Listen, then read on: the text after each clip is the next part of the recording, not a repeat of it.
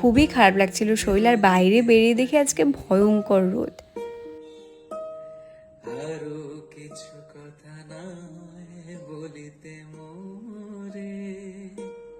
কিছুটা হেঁটে আমি টোটো পেয়ে যাই। টোটো করে সবার প্রথমে চলে যাই একটা দশকর্মার দোকানে। সেখান থেকে আবারও একটা ভাঁড় কিনে নিই।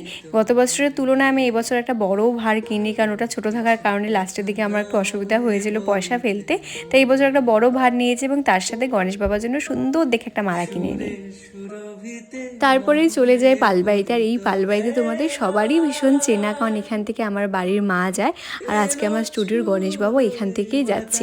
চারিদিকটা দেখতে এত সুন্দর লাগছিল, কারণ দুর্গাপূজার তো মাত্র 1 মাস বাকি। আর বকুলের কুড়ি রয়ে রয়ে যেত ঝরে। ও গো পালবাড়ির দাদা সুন্দর করে ঠাকুরটাকে টোটোতে